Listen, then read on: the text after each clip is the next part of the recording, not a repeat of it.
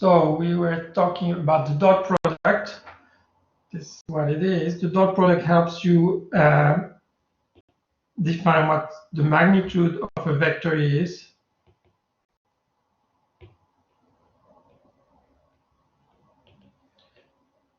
Which usually is written with two vertical bars like this. That's the square root of u dot u.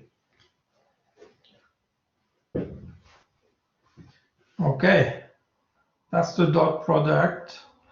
Another way of multiplying vectors is to do the cross product. So the dot product gives you a scalar, the cross product gives you another vector. And the cross product is indicated by a cross, hence the name, right? And the way you do it, and you must have seen one way or another, depending on where you were educated, the way you were taught in this university is this way. You write a 3 by 3 array. The first row are the unit vectors, ijk, or in our case, e1, e2, e3. The second row are the components of the first vector. The third row are the components of the third vector. And the convention now is to use this method to compute the components of the cross vector. And it's going to go like this, plus, or minus,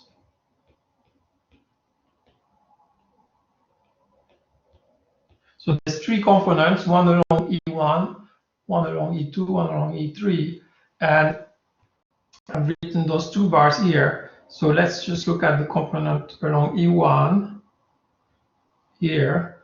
I'm not going to compute the determinant of this 2 by 2 array. That's why I enter here.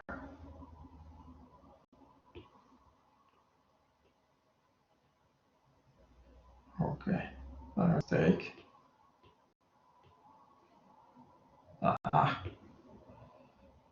E1.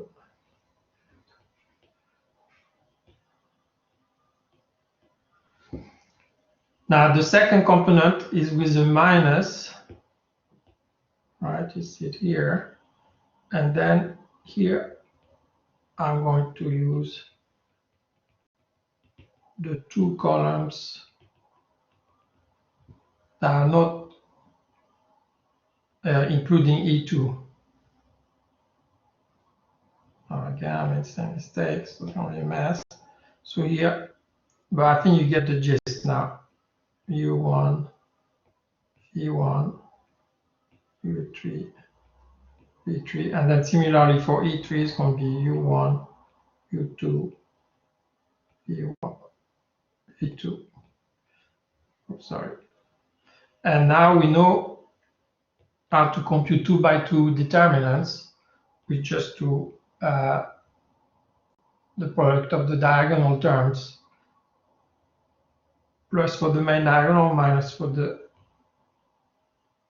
other diagonal, U2, V3, minus V2, U3, E1, minus U1, V3, minus V1, U3, 2, plus U1, V2, minus V1, U2, E3. I hope I didn't make any mistake, but if I did, please let me know.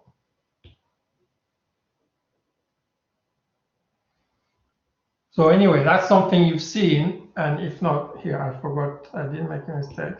I forgot to indicate that E3 was a vector. It's an underline. So you've seen this before. Something else we've seen is a geometric interpretation of those quantities. right? And for instance, you should remember from first year course that the dot product is the product of the magnitudes times the cosine between the two vectors, while the cross product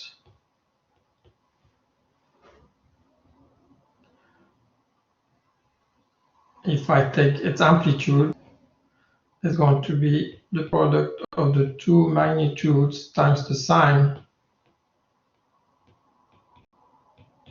of the angle between the two vectors. And then this has also a geometric interpretation. This is the area of the parallelepiped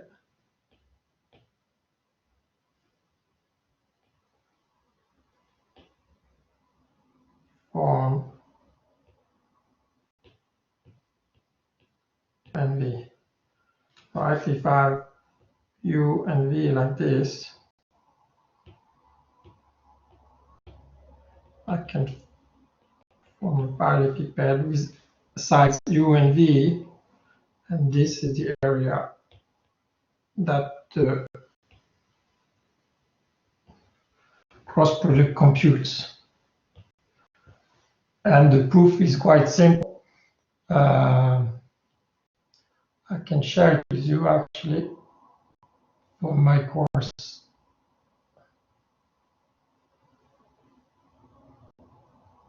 Oh, what the hell did I? Oh, yeah, here it is.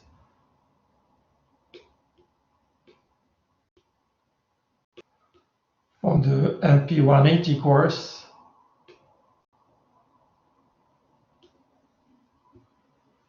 Let me see if I can show it to you.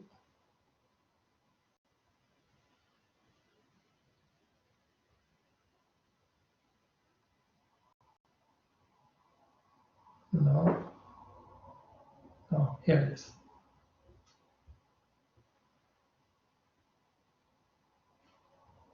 And if I click on it, yeah. Here's the proof.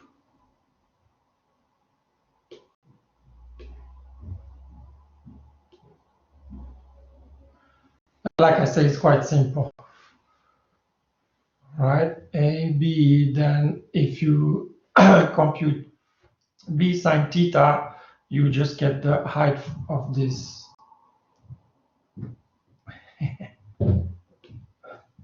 parallelepiped here. And then the base times the height gives you the area of the rectangle, and the rectangle below has exactly the same area as the parallelepiped above. All right. So that's the interpretation of this. And then if you are in fact in 3D, if you do, sorry, U cross V, that's a vector, dot W, that's called the triple product. That gives you the volume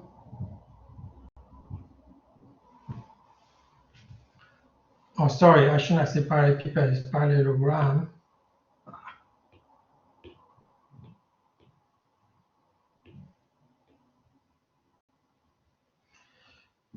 A triple product gives you the volume of the parallelepiped.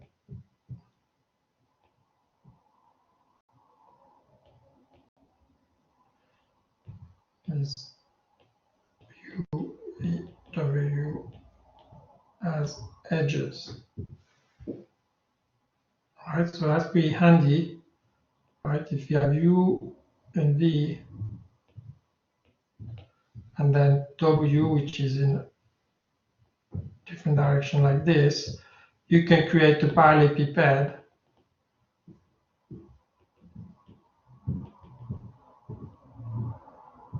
like this, where those vectors generate the edges. And then it's a simple matter to prove that this triple product here is the volume of this parallelepiped. Okay, so I hope that's all okay. So far, so good. Now we're going to move on to tensors. Like I said, don't hesitate to ask questions. Tensors. So it's this algebraic object that I was trying to introduce earlier. It has to be introduced to describe some phenomena in physics. We have to go, just like we have to go from scalar to vectors, now we have to go from vectors to tensors. But as daunting as it seems, it's just easier for you to think of it in terms of matrices, right? So in Cartesian rectangular coordinate system,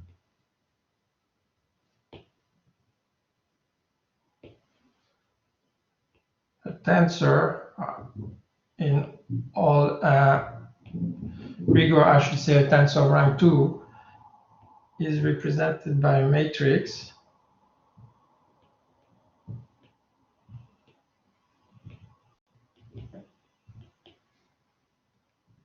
and just like a vector has components in the E1, E2, E3 basis, the tensor also has components in that space. All right, so let's just call it A, for instance. We just want to represent it like this: A11, A12, A13. So is this the first time anybody sees matrices?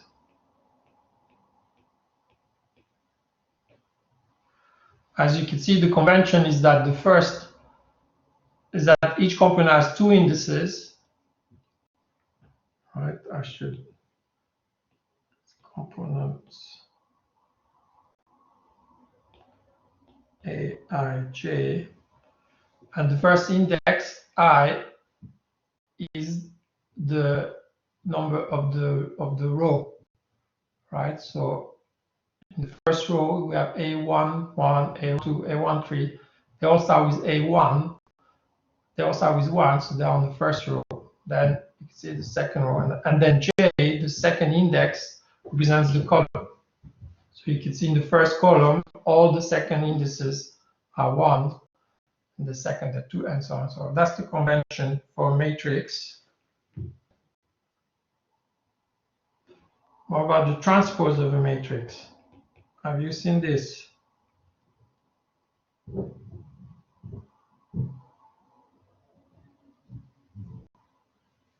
Transpose.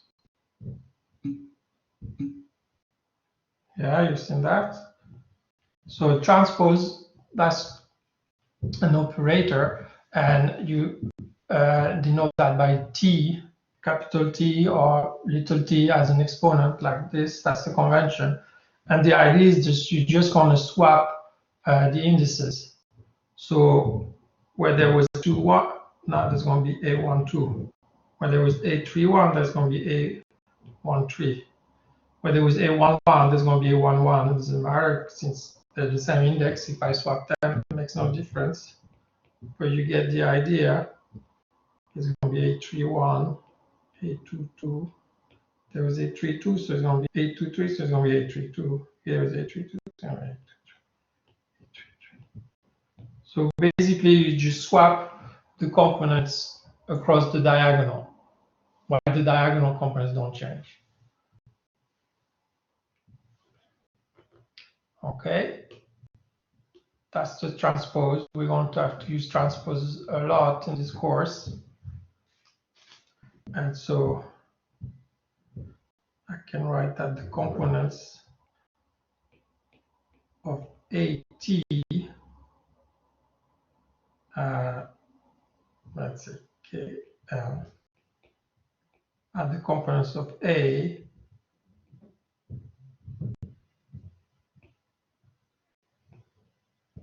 or with the two indices swapped.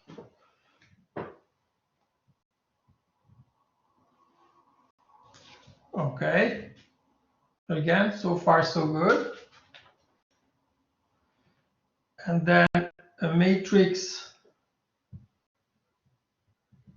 for which the transpose is the same as the matrix itself, right? If I swap the two components and nothing happens, that's a special matrix, clearly.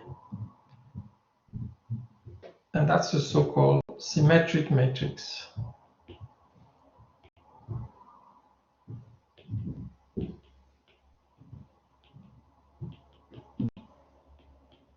AT equals A. So that's a special class of matrices. Another special class of matrices, and all of these will come up in the course because there are many quantities which have symmetry properties or antisymmetry properties. Symmetric matrix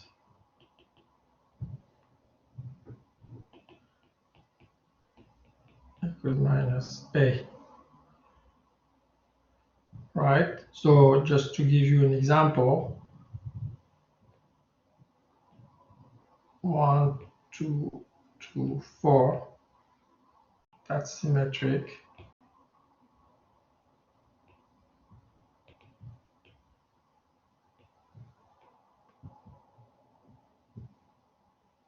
Antisymmetric, it will have to be 0 in the diagonal. If I take the transpose, remember that the diagonal terms don't change. So if it has to be the same and its opposite, it can only be 0. And then here I could have minus 3 and 3. So sorry, I only gave you examples of 2 by 2 matrices, but you can see, you can easily imagine what it'd be like for 3 by 3 matrices. Okay. Now, the unit matrix. So just like there's a unit in scalars, that's 1. There's unit vectors, that's vectors with amplitude 1. And there's also unit matrices. The unit matrix in the 3 by 3, in the 3-dimensional world, is the matrix with 1 on the diagonal and 0 everywhere else.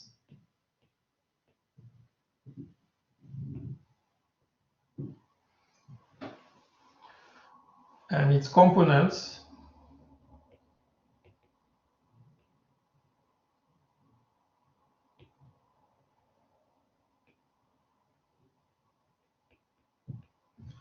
are called delta ij. That's the so-called Kronecker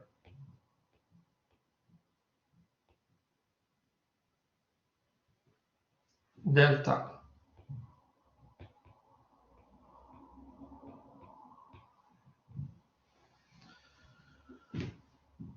Right, so the unit, just like the unit in algebra, in the algebra of scalars, doesn't affect the product, right? If you do 1 times any number, the number won't be changed. Similarly, if you do A times I, whatever A is still going to give you A. So I realize now I should have explained to you what the product matrix by matrix is. We'll get to that soon. Another notion that's important is the trace.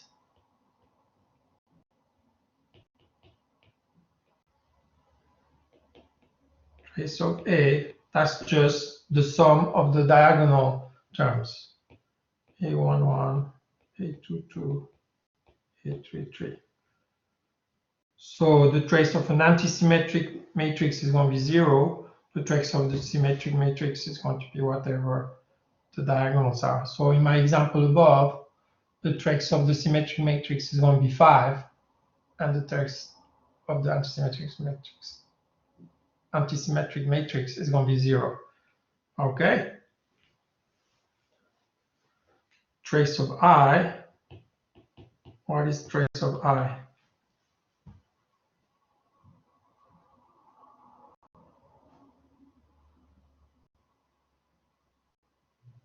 Anybody? 3, right? If I sum the diagonal terms here, I get 1 plus 1 plus 1, I get 3. Okay, now determinant of a matrix of a 3 by 3 matrix. I don't know if you've seen this before. I'm sure you've seen the determinant of a 2 by 2 matrix.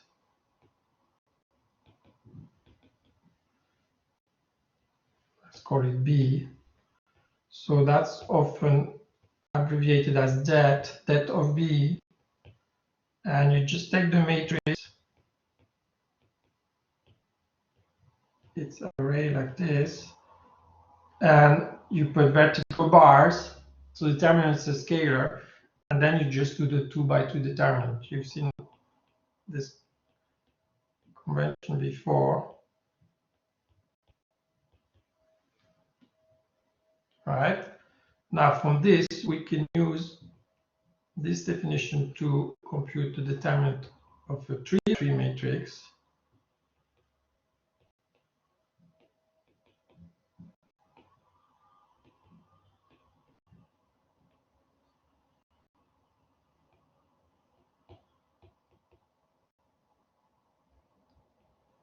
So I'll write a straight line now.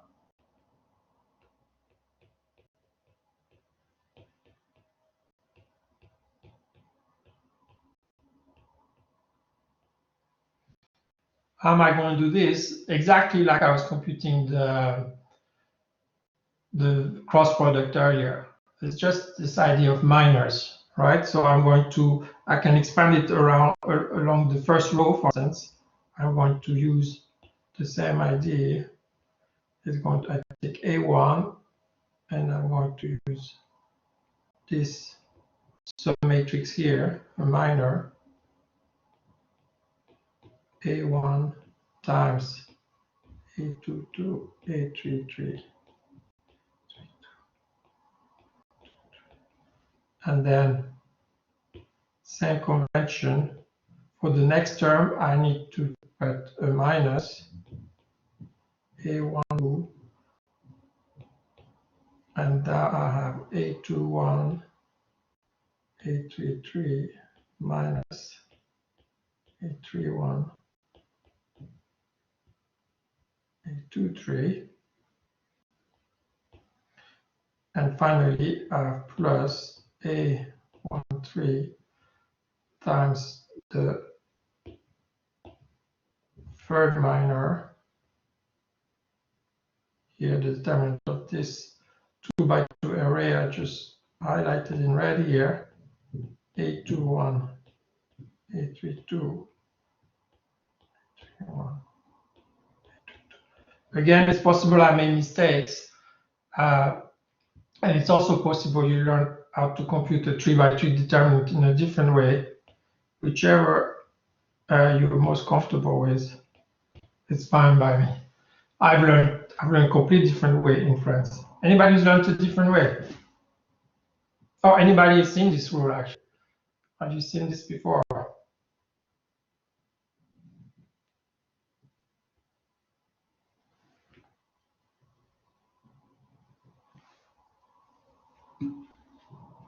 Yeah, you've seen it before. Okay, that's good.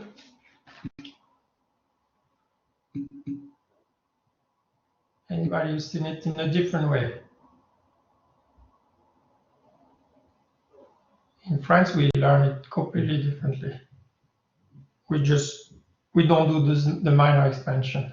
We just go bam, bam, bam. Yeah, whatever. I'm not going to teach it. A bit too confusing. Okay, so we're nearly there.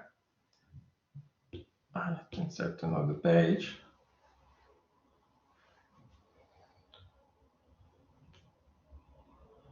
So if you use the definition of the determinant, you could prove the following things.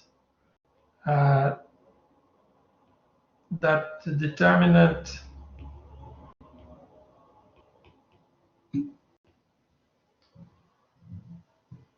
somebody's seen it in a different way. Whichever way works for you, that's what I'm saying.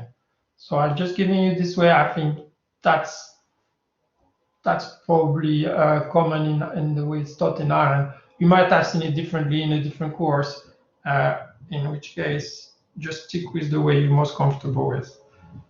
all I want to do is be able to compute a determinant. If I give you this matrix, actually, let's do that. Yeah, let's do that. Let's compute this determinant. 3 minus 1, 2, 0, 5, 1.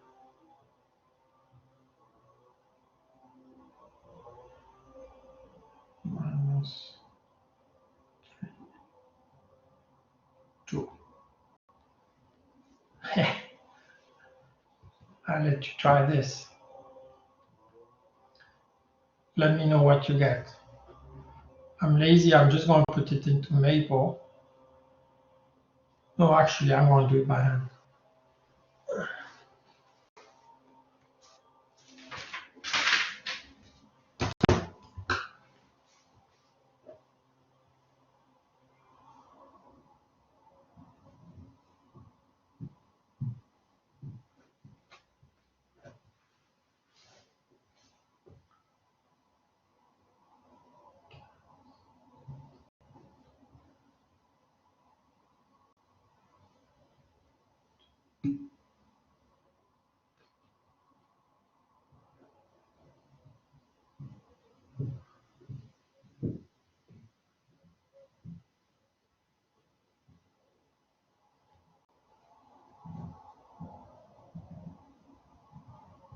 Okay, I get 32 minus 11, 21, 17. Pi is different. Oh no, not 32, sorry, 28 minus 11. So that's 17. Somebody else has 17. 17. Okay. Looks like it's 17. All right. Now, using that formula I've given you above, you could just easily prove that the determinant of the transpose is determinant of the matrix itself, is the same. You can also prove, that takes longer, that the determinant of AB, and I realize now I should have defined the product of two matrices.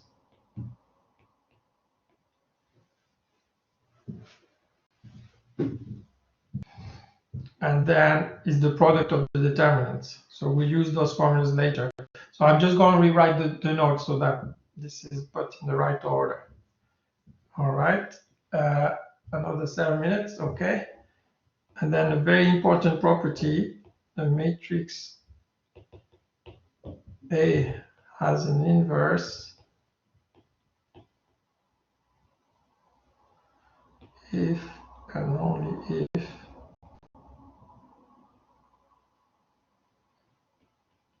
determinant of A is not 0.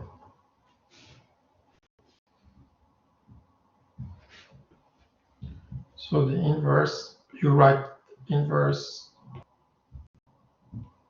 of A is A minus 1.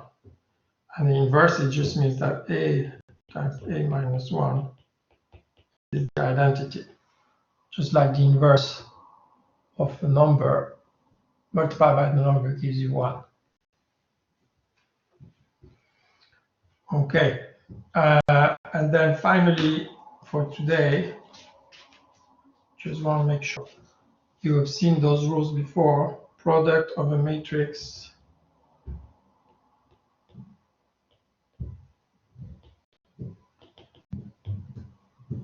by a vector that gives you another vector. All right, so AU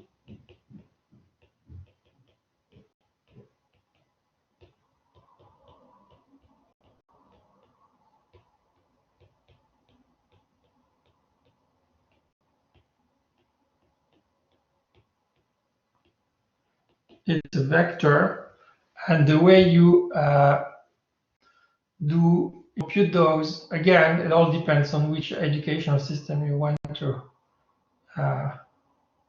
the way I do it is I take the vector, I rotate it, yeah, I lift it up, rotate it horizontally, and then superpose it on the first row, superpose it on the second row, superpose it on the third row. I don't know how you guys have seen this earlier, but in the end, that's what it's going to be for me.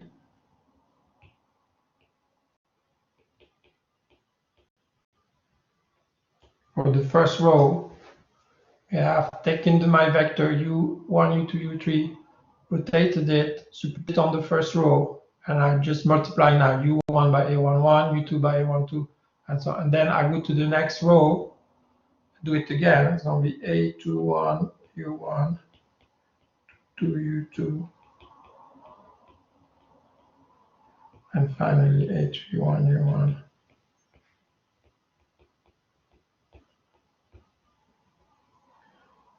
In other words,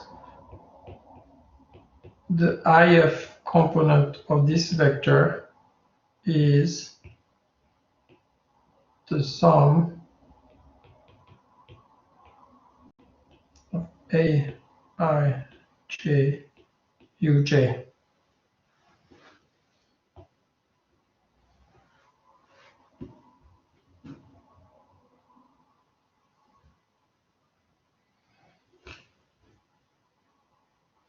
And finally, if you do product of a matrix by a matrix,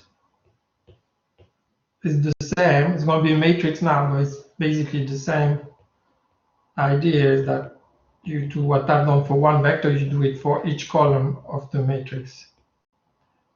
And matrix A, B, I, J.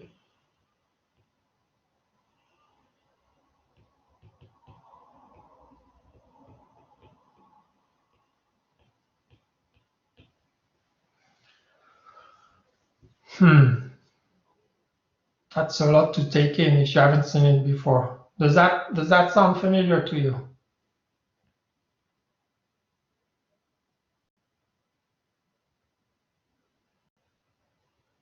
Yeah. Anybody who is lost?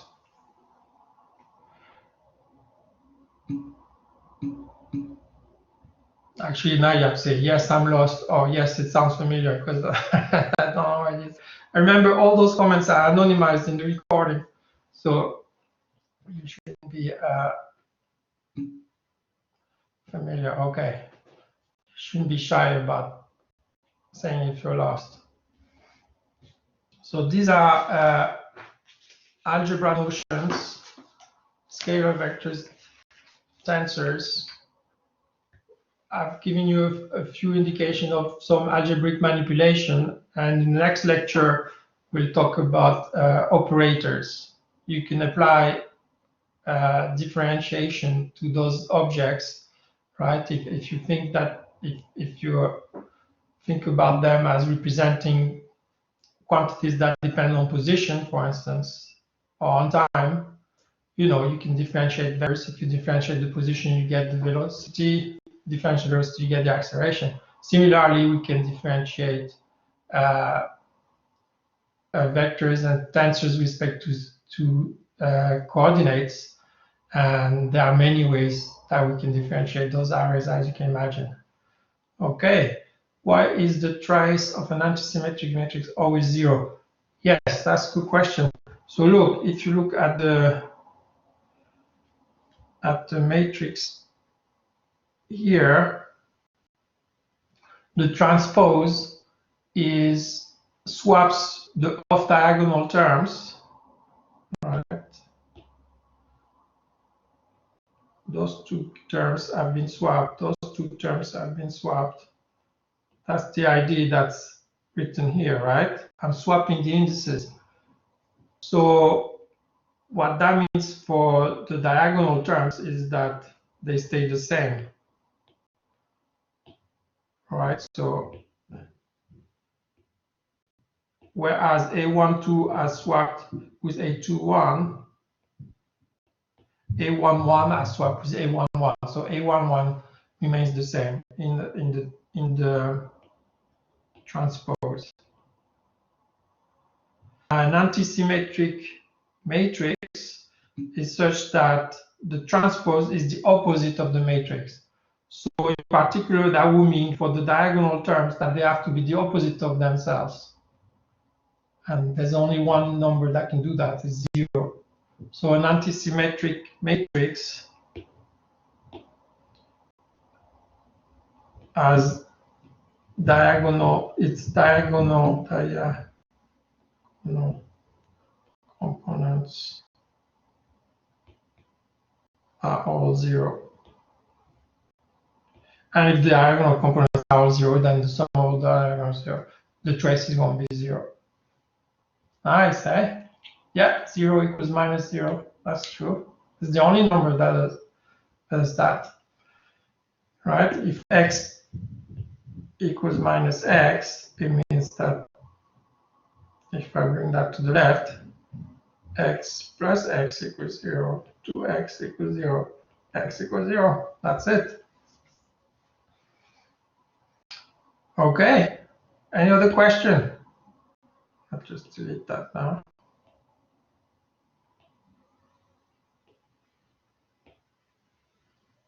Well, hope you found it okay today. It's going to become iffier and iffier as we go along.